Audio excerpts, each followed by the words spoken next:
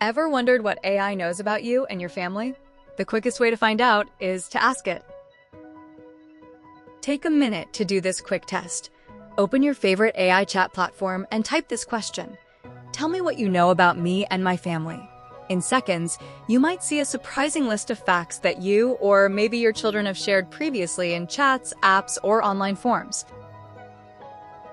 If you don't like what you see, the good news is there's a simple way to take control, and that is to never use a free account.